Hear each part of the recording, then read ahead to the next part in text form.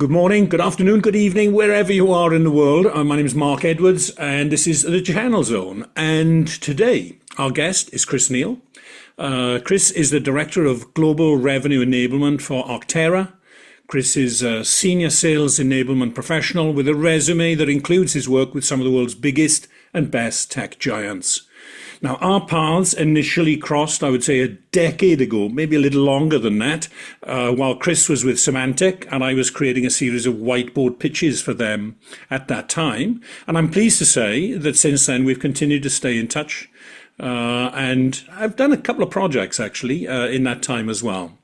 Today, I'm hoping to get Chris to reveal the differences between enablement and training and how to make virtual training with Zoom and Teams a success. So, Chris, welcome to the Channel Zone. Thank you, Mark. Nice to reconnect with you, and thanks for having me. Yeah, super. As I said, thank you very much for taking time out of your day. As I said there, you've got a great resume. It goes back quite a while. Perhaps for our viewers and listeners, if you can just kind of give a brief introduction to the trajectory of your career. I love the fact it started at Novell. I've got memories of Novell back in the early 90s. But if you can kind of just give us the thread from Novell through to Arctera, and maybe the shift from what was predominantly technical, and I think you kind of emerged more into a sales enablement role. So, what's the story? Yeah. So as you say, it is a long story. I'll try and keep it brief, but the older you get, the longer your resume gets as well, right? So Novell, yeah, I mean, I had worked in software and technical support for other companies before Novell, but this was my first entry into working for an enterprise software vendor. Joined Novell in 1998 as a sales engineer. So I started in kind of pre-sales technical, learning the product, presenting, demonstrating, et cetera, in partnership with the sales execs. I moved from there to, I'm going to say SE from now on. When I say SE, I mean sales engineer, right? Yep. So I moved to SE management. I was the UK SE manager for a while. Then I was EMEA SE director at Novell. And then I moved to more of a global role, still on the technical side. So I led a small team of what we called applied technology strategists, which was a group of about 5 or 6 superstar techie people. And we started off with technical training for the SEs, and we used to do regular in-person, multi-day SE training events at our company headquarters in Provo, Utah. Well, And then we moved into demo systems. So Novell had a whole portfolio of products, and it was getting harder and harder for people for SEs to be able to demonstrate those live with the equipment that they had. And so we worked on standards for virtual machines in VMware and standards for how they got to talk to each other so that if you got a couple of SEs together, they could connect the products and do quite a sophisticated demo. And we used to ship those demo images out on DVDs, if you remember what they are. brilliant. On the silver discs. Absolutely. And so, yeah, so I did that. And then from Novell, I joined Symantec in 2013. And that's where you Right. and I first met. And about a year, 18 months into that, Veritas split off as a separate company from Symantec. And I went on the Veritas side, and I was running EMEA enablement for the SEs at that point. Then I moved to global SE sales enablement, and then global sales enablement. Mhm. Yeah, so just kind of transitioned naturally along those lines. I was at Veritas for 5 years. I left to do something else. I went to a company called Blue Prism, Mm. which does robotic process automation, and they didn't have a sales enablement function at all. So I was one of the first couple of hires to spin up sales enablement at that company. Did that for 4 years, and then I went back to Veritas, right? So I rejoined Veritas 3 years ago, this time in an individual contributor role. And then last year, Veritas was acquired by a competitor, Cohesity, Mm. and they split the Veritas portfolio of products into two. Cohesity took the enterprise backup products, and what remained was spun off into a new company called Arctera. And that's where I've been ever since. And so now Yeah. I'm after global sales enablement for the data resilience and data protection business units. So, without going into data resilience and data protection, which is a very absorbing, really interesting topic, undoubtedly, it's the term enablement that I'm kind of interested to see if you can help me unpack. Because if I go, I would regard myself, a kind of old school sales trainer in many respects. I started in 1996. As I said, I went on Novell NetWare training back in 1991 when I was at Computer Center. But I think the word enablement first came to my attention probably when I was doing work with Symantec. Prior to that, companies used to have L&D. They might have had learning and development. Training was pretty common, but enablement, as I would have said, is now effectively, like I say, completely taking over those areas. Can you perhaps explain it to myself and also to our audience here? The difference between enablement and what would have been kind of training in the past, or where does training fit into enablement? How would you explain it? Sure. Well, let's start by what you just said about enablement and L&D, or learning and development, right? So I don't think one's replaced the other. In my experience, what's happened is if you think about the concept of learning and development, that for me continues, but that's usually driven by HR, and Yes. it's the learning and development of every employee in the company.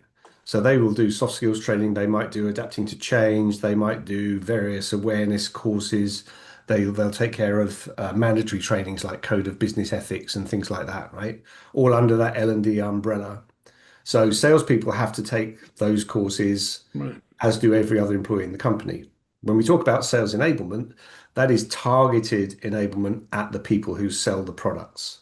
So it's making sure they know how to sell, it's making sure they know which tools to use, how to use them, which tool applies in which situation. And so, the difference between enablement and training, it's like enablement training is, if you had a pie chart of enablement, training would be a slice representing about 50%, I would say. Okay. Yeah. But there's more to it, right? So it's communications, it's collaboration, coaching, live updates, sharing news on Slack or Teams or whatever your instant messaging platform is. It's the management, curation and management of a digital platform, which can be the single source of truth for the latest and greatest assets, collateral, presentations, white papers, Right. solutions, that sort of thing. So it's making sure. So we work very closely with our solutions marketing organization, right? We provide input from the field as to how the message should be tweaked to resonate better with customers. And then we take care of getting the official message, value proposition, product pitch deck, whatever you want to call it, under the right noses at the right time. And we do that through a digital platform and a series of communications. We also handle new hire onboarding. So we have a special program when new people come into the sales organization to get them Hmm. ramped up to productivity quickly. And then, even when you look at the training side, right? Training is a very broad term and it means different things to different people. So you could have two Zoom sessions, both called training, one of which completely hits the mark and moves the needle on performance, and another one which just completely misses it. Hmm. And I can expand a little bit on what causes those outcomes. This episode of the Channel's Own podcast is brought to you by In Connection, the trusted events agency to some of the biggest names in IT. In Connection knows that in today's fast-paced world, it's not just about delivering a return on your events investment. It's about delivering unforgettable experiences. Because some events fade within hours, while others become memories that are talked about for years. In Connection, the go-to event agency for the IT channel, creating memories that matter. And I can expand a little bit on what causes those outcomes. Yeah, well, do please. So sometimes, and again, I'm not talking about Arctera here, right? My Yeah. views are my own on this podcast. But sometimes companies and leaders view training as a bit of a tick box exercise. They just want to be able to put it in their rearview mirror and say, "Oh, that's been trained on, or that's been enabled on. Now we can Mm, move on to something mm, else." So they'll demand it, they'll want it quickly, but they don't really pay attention to the outcome. And so, what we do is we try to qualify, or what I do certainly, is I try to qualify requests, right? So I'll treat it like a sales opportunity. If somebody asks me for a training session on product X, then I'll want to know what their desired outcome is, what change are Yep. they looking to achieve. In Arctera, we call it know, feel, do. So the first questions we ask are, what do you want your audience to know coming out of this training? How do you want them to feel, and what action do you want them to take?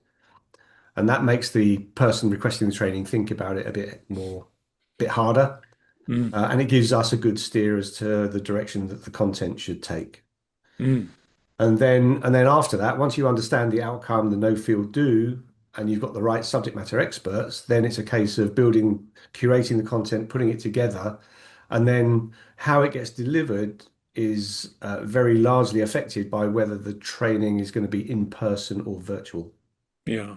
Yeah. I say the that I don't think that the option was there until, let's say, I would say 2020 was probably the tipping point. Was, if you remember, 2 weeks to flatten the curve. 2 weeks to flatten the curve. Where I was due to do a project at that time, which was going to be taking place in Seattle, and the client, who you might be able to guess from that location, said we'll delay the training by a month. We assumed that we would be able to do it in mid May. Of course, actually, it didn't occur until October sometime, and then we were having to make it wasn't in person anyway. We had to make that shift online. A couple of things then before going on to the specific differences there between in person and virtual. The things that came through to me there, that perhaps another. Again, it's not training. Again, from my perspective, is slightly different again because I'm an external trainer. There would be internal trainers within organisations, and again, their perspective would be would be different. The enablement piece, as you described it to me there, seems much more complete, completely coherent, complete 360-degree. I hate to use the term holistic, but that kind of holistic model. I'm assuming a great archive of materials, all sorts of, as you said, tools for the salespeople to use when they're selling, but also training materials as well. Whereas if we went back into the 1980s, 1990s, that was usually, it was like you'd go on a sales training program and just have a big lever arch file probably with a whole load of kind of sheets in there that would end up you'd being taken away, with best intentions. We'd end up in the boot of the car, and then slowly would migrate. Your learning library would shift from the boot of the car to somewhere in the garage maybe, and slowly gather dust. And I have to say, probably 10 or 15 years later, it ends up in a skip or either down the local refuse recycling plant. But I can imagine, as said, a much more complete set of materials and so on, but also a more continuous. That's always been the issue for me, is as a trainer, where you're kind of brought in and you're literally there for a very short period of time and then disappear. Complete lack of continuity.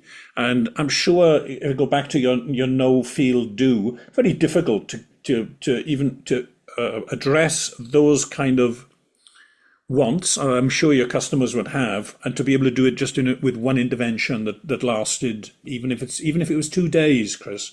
Mhm. Most people come away from something like that, maybe energized, but a week or 2 weeks later, they're back into the old way of doing things. So it was part of that enablement. And you mentioned coaching. Was that a function that somebody in the enablement team would do, or were managers maybe more tasked with that? Well, I mean, when I mentioned it, I was talking more about kind of ongoing day-to-day Right. advice, right? So what we do is we use Slack at Arctera, and we have channels for each product, and channels for business questions, and channels for technical questions. And so, that's largely engineers talking to engineers or salespeople talking to salespeople. But we in enablement, we monitor all of those. And where we spot that a question has been asked that one of the assets on our platform could have answered, we will Wow. step in and guide them to it. So it's almost like a teach them to fish type of approach.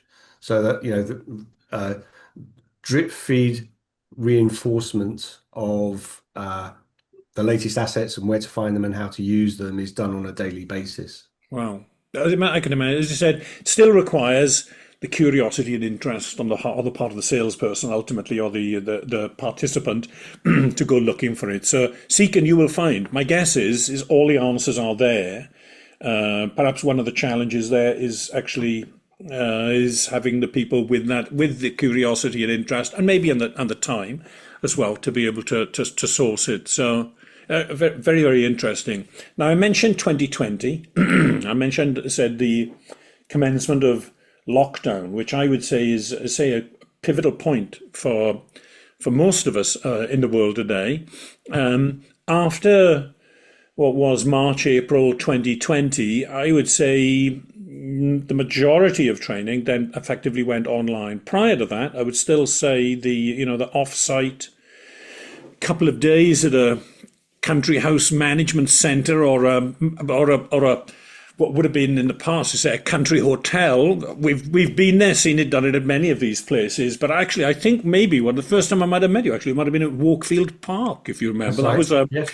that's going to be a management centre.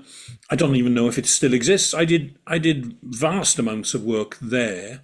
Again, in the early 2000s, with the likes of NTL Telewest and Virgin Media, they used it as one of their kind of facilities. I believe originally it was a Rank Xerox facility. But so I was trained in that kind of in that environment, an in-person 2-day workshop type environment.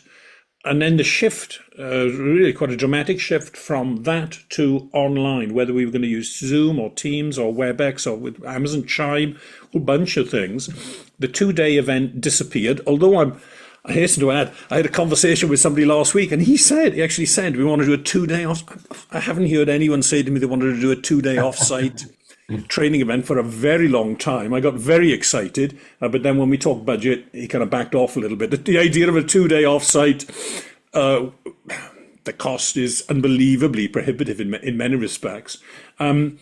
But I regard myself more as an in-person than virtual, although I've done numerous virtual sessions. But how do you think, how do you compare the two? And do you have a preference? Well, yeah. So before I answer that, I just add my perspective to the whole lockdown thing. Mm, Whilst the COVID pandemic was certainly an accelerator of this, it wasn't the initiator of it.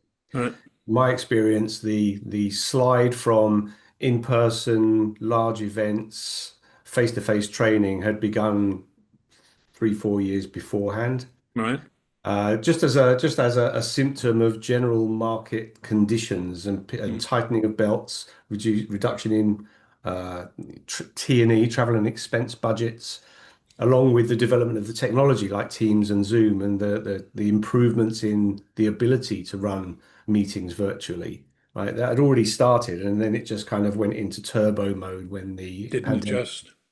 And so that was combined with a couple of other things. So we were already doing fewer in-person events and more virtual events before COVID. And another driver towards virtual over in person, it was over a period of years, maybe the last, I don't know, 10, 15 years, and certainly in my experience and other people listening or watching might have seen the same. Along with those budget restrictions was a contraction of human resource. So, in the early days of my career, we had enablement people all over the globe. We had 2 people in Asia, and we had 3 people in the Americas, and in EMEA we had 3 in the UK and 2 in Germany and 1 in France. And over time, those things shrank to the point where everybody was in only 1 or 2 locations. So, right now we only have enablement people in 2 countries to cover the globe, and therefore, how else are you going to Wow. do it, right? And so, for many reasons, virtual training, virtual enablement has become the norm. We still do the odd in-person event, and again, depending on the cost, right? So it's largely cost related, the reason why, this shift has happened. But, it depends where you are in the world. I'll give you an example. In last August, I did a 2-day sales meeting and enablement workshop in Vietnam. And this was because it was the Asia Pacific audience Yeah. that wanted it. And because a place like Da Nang in Vietnam is much, much cheaper than, say, Wokefield Park would have been, Right. Mm. and really nice facilities. And I went out there and I had a whale of a time, and it was really effective, and everybody thought it was great. And not only, and the other benefit of in-person events like that is the networking, it's the That's camaraderie, right. it's once you've met somebody face to face with whom you normally only interact virtually, it changes your relationship for the better. Mm. Always, every time. Mm. I just went to, a couple of weeks ago, I went to the Red Hat Summit in London. And the reason I went was because I've got a colleague in Seattle, actually, in Redmond, who works for Arctera, who I deal with all the time. I never met him in person, and he was attending that event. So I went just to meet him in person, and it was brilliant, right? And so for me, I would always push for in-person live trainings because you can facilitate a room of people and you can drive conversation and Mm. energy and interaction much more easily and much more effectively. But we have Yes. to face the facts that the practicality of that is getting Correct. less and less frequent. And therefore, you have to turn your attention on, well, how can we do a Zoom or a Teams meeting or webinar and still have the same kind of interaction and engagement that you might get in a live event? Yes. And how do you do that, then, if I can ask? Because I said Well, my I was waiting for you to experience of ask. them, yeah, my experience is, and I tried it all ways. Again, back in 2020, I had a multi-camera setup here, so with a little video mixer, so I could talk to the camera this way, press a button, and talk. You know what I mean? I was trying to go for kind of full production, and I Yeah. also felt early on. And I think I might have been completely misguided with this, but I was really shocked by the lack of eye contact, the inability, which might seem strange with me. Bearing in mind, I've got one eye that looks at you and the other one that's looking away from you. But even when face to face, but I felt that was we were losing something there. Do you remember? Big Bang in the City. I don't know if you remember, the 1986 was when the City of London went digital, and it was a huge event back then. And of course, they went from the original trading kiosks that they would have had in the stock exchange in London. They went onto basically digital. So they proceeded in some respects much of what we were doing after 2020. They did in the late 1980s. A lot of the traders there felt that because they weren't in front of their customer, their price discovery techniques, which were very much face to face, could not operate, couldn't function in that kind of environment. And I think that some of the skills that I will have developed and acquired and mastered, I would have said, in that face to face environment, basically amount to nothing in the virtual environment. I've done some. But I can't. Well, I would regard you probably as much more of an experienced master in that area. So, how do you make a virtual training event work? Okay, well, so the first thing you have to think about is how you feel when you go on a Zoom or a Teams webinar presented by somebody else, right? Think about that. You're sat at home, usually on your laptop. You've got multiple applications open. You've got your email, you've got Slack, Facebook, maybe. No Correct. names, no pack drill. And so there are distractions. Nobody's looking at you, nobody's watching you. If you don't turn your camera on, they Mm. can't tell whether you're paying attention or not, whether your Zoom window is in the foreground or if it's buried behind three or four Mm. other applications. And so you're fighting an attention span battle from the start. Yeah. So you have to be aware of that, firstly. And I've been on lots of things where people drive quick Q&A, right? And they say type your questions into the chat. And then of course, because people are doing their email, there's no questions coming to the chat. So what do you do then? So what I do, so just a few best practices that I've learned over the years. Um, I require people to be on camera. I require people to be on camera and Yeah. off mute, as if we're in a face-to-face meeting. All right. And I drive interaction all the way. And so rather than saying if I make a point on a PowerPoint slide or something, and rather than saying does anybody have any questions or comments, I'll say right, I'm going to come round and I'm going to ask four of you for your perspective on this. And before I go to the first one, I do a roll call. I say, Andy, I'm going to come to you first. Then I'm going to come to you, Sandra, and after that, Tom, and after that, Vanessa. And that way, their ears are pricked up, their name's Yeah. been checked, they know that I'm coming to them, so they have time to wake up, think about what I've just said and what their answer is going to be. And that's good because throughout the whole session, you've got not just me talking, you've got the participants participating, Yeah. right? So that's number one. Number two is I make use of polling. So there's numerous ways you can do a live poll in a Mm. Zoom meeting or webinar. Zoom has its own polling capability, but I don't like that very much. I prefer to use Microsoft Forms. Yeah, I know So I it. can create a Microsoft form with a multiple choice question on it, and you can do anything from multiple choice to rate out of 5 stars to rankings. You can have 5 options, and you can get people to move them up and down in order of priority. And then through the magic of Microsoft 365, you can embed that form into a PowerPoint presentation. And so I'll make a point and I'll say, right, I'm going to ask you your opinion now. Next slide comes up. It has a QR code on it and a results graph that's currently blank. And I get them to get their phones out and snap the code with I was going to their say the QR code. yeah, they snap it with their phone and it brings the form up on their phone. They answer the question on Right. their phone and hit submit, and then the answers update live on the slide. So you get Right. immediate feedback from the whole group on the topic in just under discussion. Quite a bit of prep required for that. Well, in the early stages, yes, and I'm going to come to a point about learning your tech stack and getting fluent with your tools in a minute, right? So that's a big one, and even bigger than that is activities in breakout rooms. Mm. So both Teams and Zoom have the ability to do virtual breakout rooms. I don't know if you've used it before, have you? I have, but not where I've been the only facilitator. I think Right. it's been done when there've been other people within the client who they've managed them because they might have been large numbers.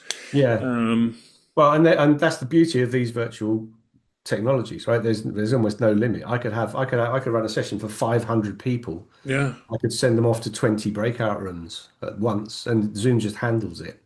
And so we use breakout room activities partly to keep people awake, partly to make sure they pay attention to the preceding slide content because they know yeah, they're going to have to do something with it. And the act of getting together in small groups of 3 or 4 to discuss what they've just heard, think about it, practice applying it, and then when they come back to the main event, they have to read back to us how they got on, or they have to present back to us what answer they came up with. right, Right? Once you get used to it, once you get fluent, it's very easy to do. I find it very right. easy now. I didn't at first, but It's the lack of fluency with me. I might have done it so little that it would always feel awkward. it's definitely worth taking the time to learn and practice. And we do that in our team, right? So even at Arctera in our sales enablement team, when we decided we wanted to do this, obviously you can't kind of use your live audience as crash test dummies. So we would set up a Zoom session with 6 of us, and we'd have 2 people playing the role of the facilitators and the other 4 attendees, and we would send them off into breakout rooms. You need to Right. test this stuff before you use it in the real Yes. world. Yeah, and it is an analog, equivalent of, as you said, you guys break up into a group. You go into that room over there. You go into this room, and there's a flip chart in there. Because again, that's another element I've always felt. My weapon of choice, really, in front of a group is not PowerPoint. My weapon of choice would be in a training environment is a flip chart. Um, and it does not convert. Although I have the ability here, I've been for years. I've got a Wacom screen, so I can draw on Yeah. my screen and I can have that presented digitally or say via PowerPoint. But it's as I said, it's lack of familiarity probably. But from what you're saying there is the more you use it, the more you do it, it can become as natural as you go into Yeah. that room. There's a flip Yeah. chart and off you go. And, But I and, can't and just. And can you poke your head in through the door just to check that yes, you everybody's actually can. working? And Yeah, you can. Yeah, yeah, I can go. I can just get gate crash a particular breakout room and eavesdrop on what they're saying. They can send me messages if they got stuck or they've got a question. right, I can send a broadcast to every room saying rooms will close in 2 minutes, give them a warning.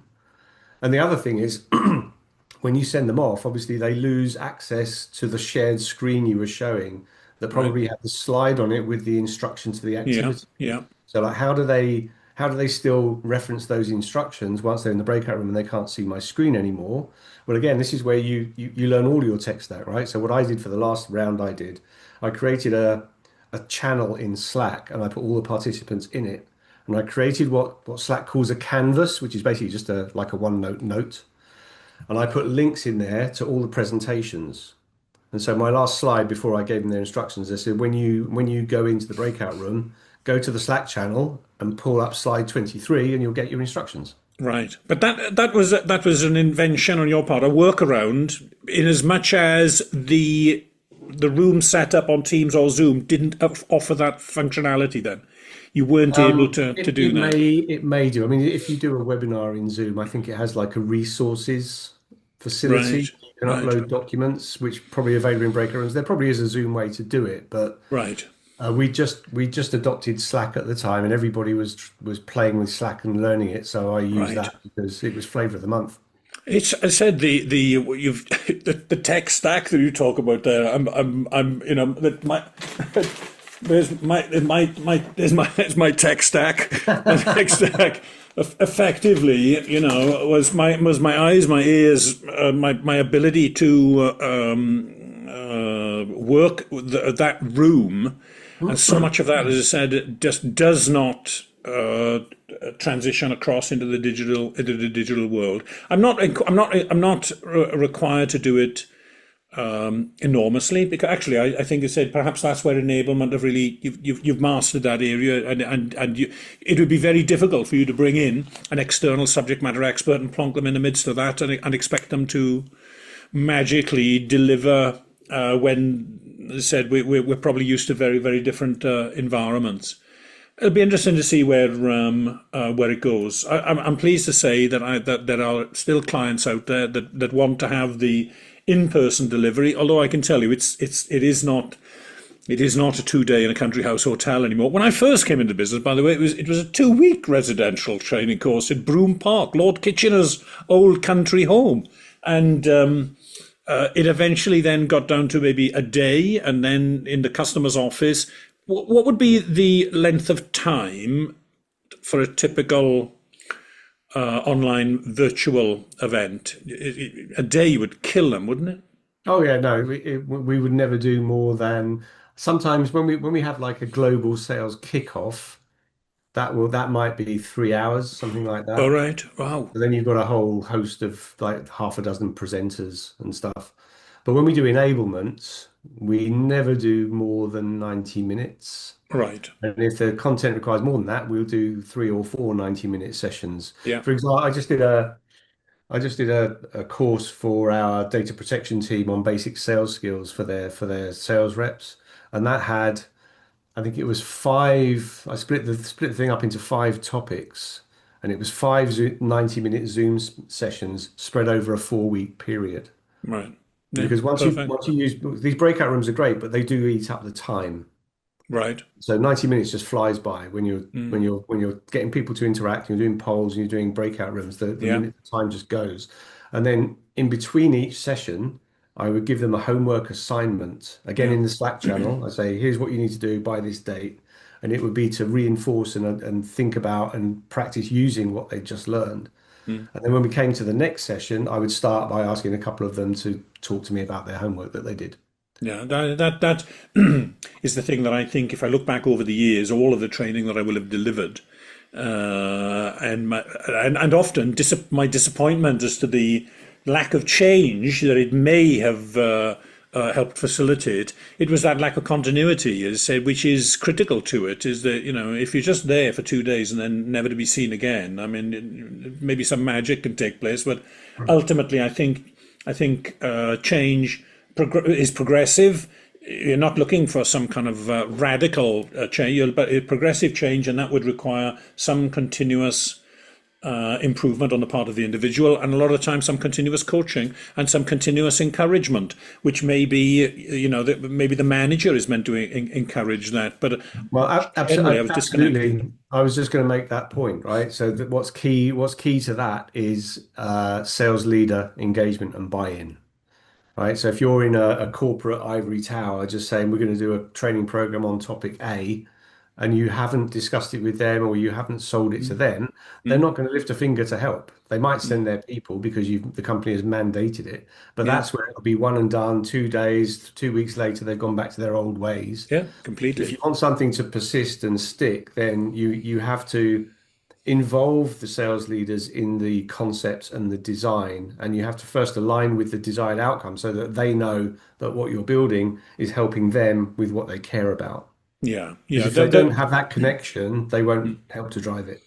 The more successful projects that I've been involved in have had that, where I've had my sponsor has been that person within the organization and has basically, as I said, acted as a leader and has encouraged everybody to get involved and to participate over a long period of time. And there you see the return on investment from training is enormous. In some respects, you can't even quantify it, but you do know that it has had a massive effect. But unfortunately, I think only a small percentage of training initiatives, I think, probably meet that criteria. Hey, look, we're getting short on time. I have a couple more points I wanted to cover with you. Mhm. We could undo. Do you know what? We could turn this into a 2 day residential workshop and invite people to come along. So I'm interested. Blue Prism, I thought was an AI company, and I was just intrigued as to how you think AI is going to change training and enablement. I mean, I'm using it at the moment to help me create collateral content, whereas in the past it might have taken me hours, days to write something out, or to create something from scratch. I can now create it with some series of bullet points and then leave AI basically turn that into something really quite fantastic. Where do you think AI, where's it being used now, and what do you think is going to happen in the next couple of years? Because in AI terms, 2 years Mhm. is a millennia. Yeah, well, I'll give you two examples of how AI is helping me today and helping my students or my participants. Mm, I was mentioning just now this basic sales skills program that I just ran. Now I've got lots of experience and I've done this many times before, but I didn't have a whole load of recent content to refer to. So I sat facing the prospect of running these 5 sessions over 4 weeks yeah. and a blank PowerPoint screen in front of me. Yeah.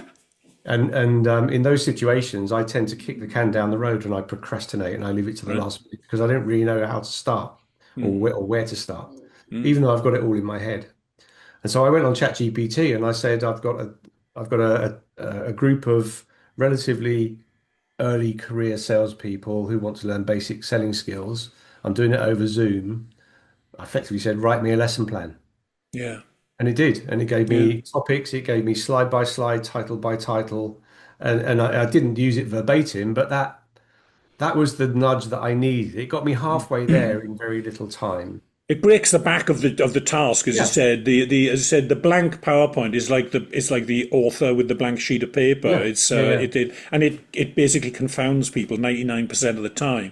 But yeah. just the question that you put into ChatGPT, even though you may disregard much of what it has come up with, it's given you some real content, some materials to go through, and you can then start customizing it. And so I think Yeah. I've been using it similar. What's the other example you're going to say? Well, the other example is again for the same program, and I've done this for two different products now. But I created what's called a custom GPT. If you have a paid account, Yes, you yes, have I a have. paid, Yeah, you can't do it with free, but if you have a yeah, plus or an enterprise or something like that, you can create your own GPT. yeah. And I did that. I created a sales coach GPT.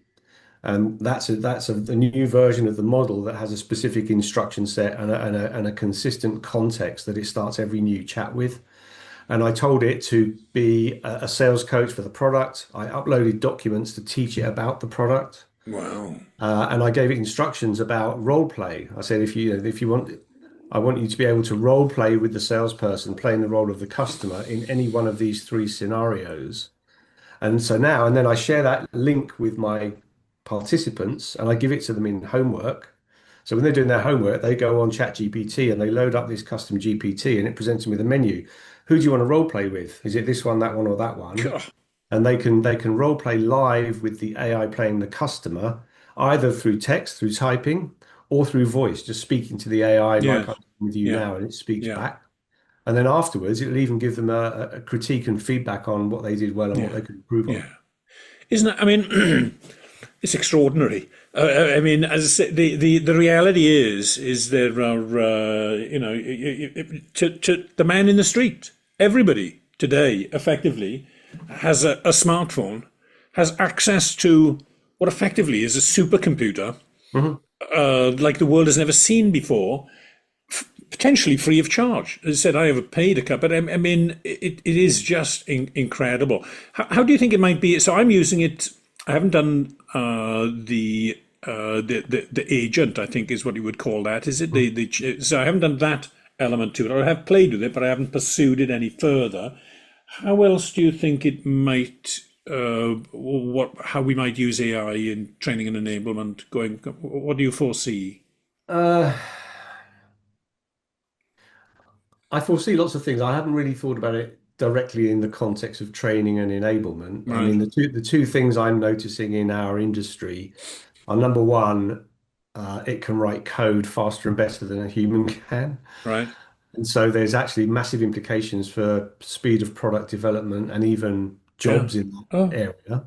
yeah. The other thing that I've seen and that's been reported on the news is a drying up of graduate jobs. People coming out of university Mm. finding it harder to get graduate entry level jobs because the kind of work that graduates will begin to do, AI can do, for Yes. free, effectively. Yes. Yeah. And so there's all those kind of things we need to think about. Um, in terms of enablement, I don't know where could it go. I mean, the sky's the It's limit, really. we know he's going to do his translation, Yeah. translation, avatars. I don't know, all sorts of things. But okay, it will we'll find out soon enough. So, lastly, final question for this season. Where I have the sponsor of the podcast. I'm asking each of the guests to pick out their favourite or most memorable hospitality type event. I'm assuming you've probably been on many of these over the years. So, be it a President's Club, or a special event for customers, or a dedicated partner event, what's the most memorable event and why? So does it have to be hospitality, not rather as opposed to a conference? Let's try two then. Let's see which answer I prefer. Well, the one I prepared, because I knew you were going to ask me this, but the one I prepared was conference related, just the most memorable large event. Right, please, yeah. That was Novell BrainShare. So at Novell, they used to run an annual user conference called BrainShare. I was involved in it from 2000 to 2010. It was held every March, I think it was, in Salt Lake City, Utah, in the Salt Palace Convention Center. And at its peak, it attracted a crowd of around 7,000 people. And they had a massive exhibition area with sponsor booths and everything. And my team would be backstage in the main general session hall running. We'd install a network of computers and we'd use our demo systems to fire up an entire kind of Novell ecosystem that could be demonstrated at the drop of a hat. And then some of us would go on stage and do live demos in front of this 7,000 strong audience. Careful. And you say, yeah, you made a shaky hand gesture there, and that's what I'm going to say. So the thing I remember the most, I was on stage and I was doing a live demo, and I was on the, obviously the audience can see on the screen behind me the screen Yeah, I'm looking at, but for added realism, they brought a cameraman on stage with a shoulder-mounted yeah. camera pointing at the keyboard. So that in one screen they're seeing the screen, on the other screen they're seeing my hands hovering over the keyboard. And of course I got the admin password wrong. I was like, oh, sorry, backspace, but and I'm typing it again. I got it wrong again. And every time I got it wrong, my hand started shaking more. And all the audience could see was my hand shaking on this massive screen. But I got it right in the end and the demo worked. So that's the main thing. So that's the Super. conference. Yeah, In terms of hospitality, I've been lucky enough to be on two President's Clubs in my career. The most recent was in Hawaii, which was lovely. very nice. But actually, the more memorable one was earlier, very early in my Novell career, and that was in Africa. And they flew us out. We had 4 days on safari in Botswana, and from there we flew to Cape Town for another 3 days. So it was kind of chalk and cheese thing, right? Because Botswana was very jungly, shall we say, and lots of Right. animals and so on. Although the hotel was very nice, but then Cape Town was much more kind of five-star, nice meals, stuff like that. Vineyards. Yes. So that's the one I remember the most, even though it was a lot longer ago. Yeah, but it's a completely different world, a different continent, different environment, and President's Club, I think, are probably quite special as well. You get a warm glow just thinking about having been selected or having whatever made the criteria to actually to get there. So super. No, thanks, thanks for those. I thought for a second then you were gonna say, I know somebody went on one of those trips in Africa where they then had, I think they traveled on train with glass roofs or something, where they were literally able to see the, you know what I mean? You could go to bed and watch the stars go by at night, which is pretty extraordinary. But Chris, we could go on and on, and but we'll leave it here for now. It's been very, very useful to me, as I say, just to delve a little bit inside, to open up that enablement world and see a little bit more of it. Very, very useful, very helpful. I'm sure it'll be useful and helpful to our audience as well. Chris, we'll love you and leave you here, but thank you ever so much for being with us, and all the best to you again in the not too distant future.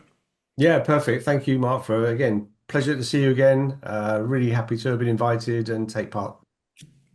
All the best.